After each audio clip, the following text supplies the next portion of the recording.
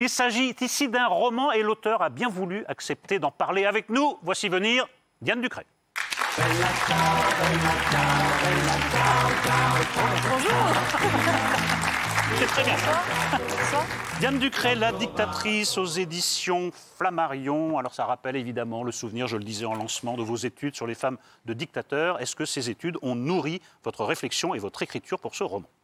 C'est vrai que le sujet de la violence des femmes, de l'amour, c'est un sujet assez inépuisable, en tout cas que je n'avais pas épuisé en 2 volumes. Ça date déjà d'une dizaine d'années et en effet, ce n'est pas un hasard. Je me suis demandé 10 ans plus tard qu'est-ce qu'elles seraient devenues, quelles seraient ces femmes de dictateurs. Et si l'essai m'avait permis d'exprimer le passé, l'histoire, le roman permet de parler du futur de ces femmes de dictateurs ou de cette dictatrice. C'est vrai que depuis, on a eu beaucoup de femmes qui ont pris le pouvoir, qui sont arrivées en politique, et je me suis dit que peut-être on était mûrs pour en effet avoir la naissance d'une idéologie totalitaire par une femme, fait totalement nouveau dans l'histoire. Ben oui, d'ailleurs, je ne sais pas si vous attirez beaucoup d'amis ES dans les milieux féministes, parce que en fait, vous montrez que ce n'est pas parce qu'une femme est au pouvoir qu'on est, au contraire, dans votre livre, protégé des dérives totalitaires. Or, c'est un peu ce qu'on nous vend en disant, si on confiait le pouvoir aux femmes, ce serait un pouvoir d'une nature différente. Ce n'est pas du tout ce qui se passe dans le livre. Oui, c'est vrai qu'on a toujours eu, moi j'ai toujours entendu cet adage, le monde sera en paix quand enfin les femmes le gouverneront. Oui. En est-on vraiment sûr? Moi j'ai entendu l'adage contraire, j'ai entendu que si les femmes étaient au pouvoir, il n'y aurait plus de guerre, il n'y aurait que des pays qui se feraient la gueule. Oui, ce qui revient un peu à la même chose. Se faire la gueule, c'est déjà mieux que se faire la guerre, quelque part. Donc, ouais, finalement, moi, en tout cas, j'ai eu envie de mettre en question, de questionner ce qu'on prend pour que ce qu'on nous vend pour une certitude, en me disant que si la femme est l'égale de l'homme, eh bien, elle doit l'être absolument dans tout, en tout point, c'est-à-dire aussi dans la dégueulasserie, aussi dans la capacité de faire naître ou d'accoucher, justement, puisqu'elle donne la vie, de donner la vie à quelque chose qui est très mortifère, qui peut être violent. Et je crois qu'aujourd'hui, en tout cas, à l'époque, qui est beaucoup plus radicalisée, beaucoup plus radicale qu'elle ne l'était il y a encore 20 ans, peut permettre, oui, cela. En tout cas, c'est une vraie question du féminisme. Ouais, c'est vrai que j'ai pas que des copines dans le mouvement, mais je trouve que la poser... Vous allez en avoir encore moins. Ouais, mais la poser, c'est au contraire salutaire. Pour les femmes, pourquoi on devrait toujours être meilleure parce qu'on donne la vie? Pourquoi on devrait être la femme la plus douce, la femme douce, protectrice, parce que c'est la femme mère? C'est ce qui a valu à la femme d'être toujours ramenée à sa biologie et au côté maternant de sa personne. C'est ce qui a entravé sa liberté pendant bien longtemps. Donc après tout... Et moi, je suis d'accord avec vous, mais vous allez vous faire des ennemis, pas seulement dans le milieu des féministes, mais dans d'autres, parce que votre dictatrice Aurore Henry, elle naît exactement 100 ans après Hitler. D'ailleurs, elle naît, elle, à Strasbourg. Mais sa dictature part de bonnes intentions. Il y a le féminisme, il y a aussi l'écologie. Est-ce que vous pensez que des choses qui ne sont pas discutables en soi sont porteuses de dérives autoritaires? Est-ce que c'est le cas pour vous du féminisme et de l'écologie? Je vous pose la question brutalement, puisque c'est quand même une des thèses du livre. Oui, mais vous aimez bien être brutal, je sais. Oui. Ouais. Oui. Mais seulement en public. Oui. C'est bien ça le problème, c'est que justement... l'enfer est pavé de bonnes intentions, donc on le sait, mais pour être plus précis, évidemment, Aurore Henry arrive au pouvoir avec des intentions assez louables. D'ailleurs, elle arrive au pouvoir comment? C'est une jeune femme qui est une journaliste de guerre, une ancienne journaliste de guerre, qui a vu la violence qui était réservée à des contrées lointaines arriver peu à peu chez nous, les armes, la violence des mots, des Donald Trump, le sens des mots, la vérité, être complètement désincarnée, désossée, l'impression pour beaucoup que l'Europe qui nous avait protégés devient finalement ce qui nous force à vivre avec autrui, avec ses voisins dont on ne veut pas, ce qui nous spolie, ce qui nous impose des choses. Et finalement, alors je l'ai écrit il y a 2 ans, mais il n'y avait pas encore les Gilets jaunes, mais ça commence dans un climat pré-insurrectionnel de manifestations, où tous les week-ends dans les capitales européennes, les populistes prennent le pouvoir, les nationalistes aussi, où on s'écharpe, où on se bat, où la violence policière et la violence des manifestants se rencontrent et se cognent, et elle va prendre une pierre qu'elle va balancer au visage d'un des présidents.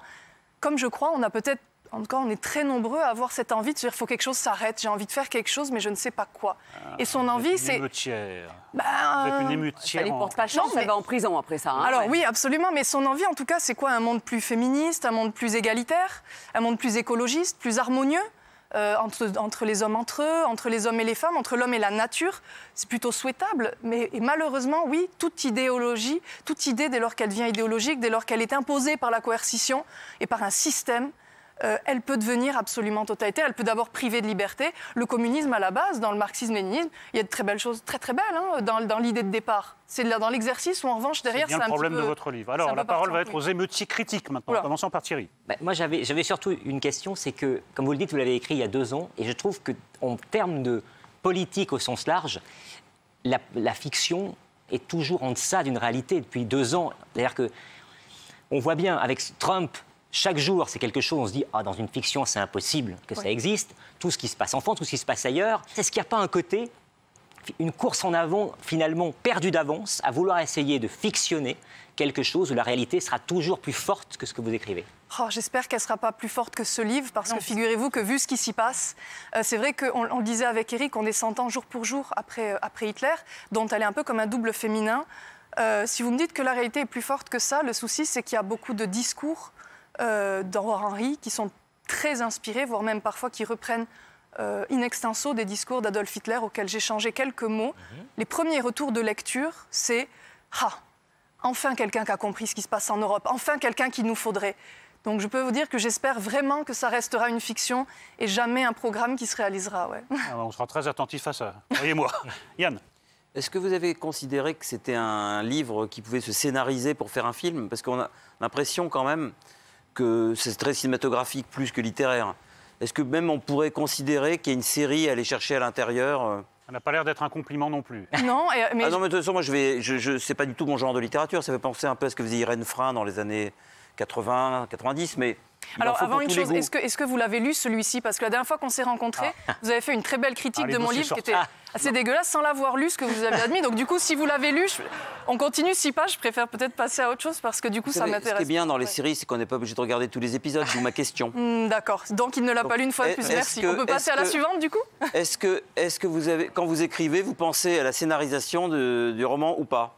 La question reste valable. La question reste valable. Mais j'adore ce compliment et je serais ravie qu'en effet ça devienne une série ou un film. Ça donnera l'occasion à ceux qui ont la flemme de le lire, peut-être d'en profiter. Vous voyez maintenant le sens de ma question. Il y a autre chose, moi, qui me vient à l'esprit, et je corrige un peu ce qu'a dit Thierry, c'est que votre livre paraît au moment où il y a un débat, qui me paraît un peu baroque en France, pour savoir si on vit dans une dictature ou pas. Bon, moi, il s'avère que j'ai vécu 2 ans dans une dictature, donc je connais un peu la différence. Et puis, quand vous faites des sondages, vous demandez aux gens, est-ce que vous voulez un pouvoir fort, mais vraiment très fort, c'est-à-dire dictatorial? Il y a une proportion non négligeable qui dit oui, c'est ça qu'il nous faudrait quand même. Donc votre livre arrive un peu à pic, certes sur le plan fictionnel, mais pour capter un état d'esprit du pays. Ça transmet quelque chose, mais pas que du pays, et c'est ça le problème, c'est de l'Europe, parce qu'elle va devenir chancelière et prendre le pouvoir non pas qu'en France, mais en Europe. Quand vous voyez en effet l'Allemagne d'après Merkel, là où longtemps, quand vous voyez en Autriche la tentation qu'il y a eu, en Pologne, la tentation d'un pouvoir très fort pour pacifier et réunifier des régions, c'est actuellement assez radical. Et en effet, qu'est-ce qui va porter au nu la dictatrice, Aurore Henry, qui finalement, après avoir jeté cette pierre, finalement devient la star des réseaux sociaux? C'est justement ces médias et ces réseaux sociaux qui vont en faire une icône, une idole, mais c'est surtout la jeunesse qui, en effet, a besoin de sens, d'exemplarité, et qui peut-être est intéressée par les extrêmes parce que, justement, elle ne s'est pas brûlée. Et parmi les thèmes de réflexion, il faut imaginer Adolf Hitler avec les réseaux sociaux, parce qu'il n'y avait pas les réseaux sociaux à l'époque. Qu'est-ce que ça aurait donné? Sophie. J'ai lu votre livre jusqu'au bout. Merci. Et pour moi, c'est avant tout, je trouve, l'histoire d'une femme blessée. C'est-à-dire que elle est conditionnée par son histoire personnelle. C'est une femme qui est née sous X, qui a été abandonnée, qui a été recueillie dans une famille où, effectivement, ses parents adoptifs ne se sont pas bien occupés d'elle. D'ailleurs, quand elle est en détention, elle reçoit 0 lettre de sa mère.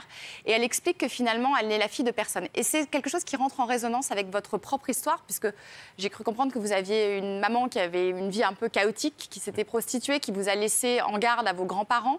Vous me parlez aussi de la montée de l'islamisme. Et votre papa, apparemment, s'est aussi converti et radicalisé. Et en fait, en lisant votre livre, je me suis dit, en fait, je suis absolument convaincue que l'abandon génère une rage et une colère qui finalement prédisposent à faire de l'éradication de l'injustice un combat.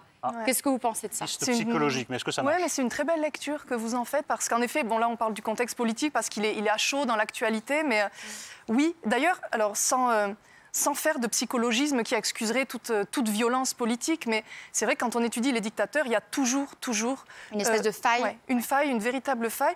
C'est vrai que je l'ai beaucoup nourrie de mon histoire personnelle, puisque j'ai été adoptée par mes grands-parents très jeunes, retirée à mes 2 parents.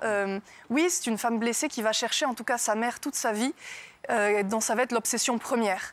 Sa mère qui, elle, faisait partie plutôt de la Grande Russie, on va dire. Donc on a deux systèmes presque totalitaires qui s'opposent entre le communisme et le souvenir du nazisme qui se dessine en creux.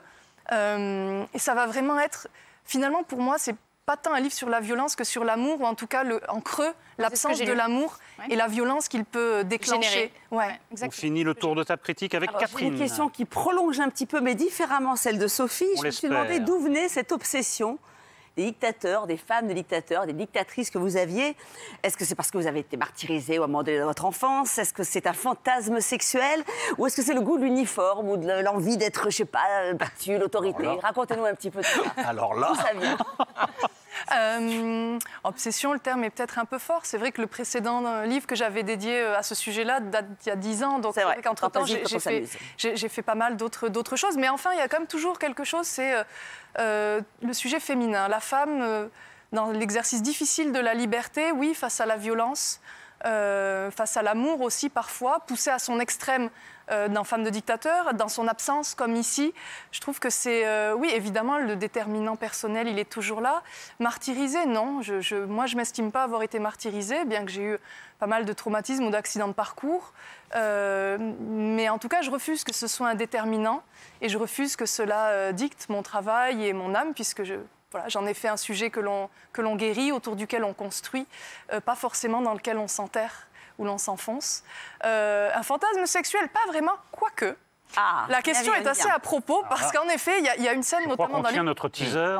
Ouais, il y a quelques scènes dans le livre avec un personnage qui s'appelle le Maître de l'Est, qui est au pouvoir en Russie depuis plus de 20 ans, donc on aura compris, vu que ça se passe en 2023, il est très inspiré de quelqu'un qui est au pouvoir, et il y a plusieurs scènes de sexe avec cet homme assez cru, on va dire. Il y a des scènes en prison aussi de sexe un peu cru, hein, vous y allez un peu fort. Hein. Elles ne sont pas vraiment en prison, elles sont dans les coulisses de l'opéra qui devient la chancellerie. Le Palais Garnier devient la chancellerie.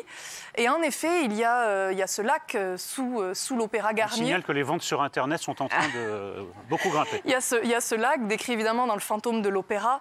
Et en effet, il y a une scène... disons que Aurore Henry, en fait, c'est la vraie question. C'est dans le pouvoir, c'est cette phrase d'Henry Kissinger, le pouvoir absolu corrompt absolument. Il y a toujours chez les dictateurs une sorte d'hubris sexuelle, une sorte de dépravation sexuelle ou de désir de possession de l'autre. Absolument. Et je me suis demandé si au féminin, on aurait la même perversité, la même perversion, et comment ça s'exprimerait.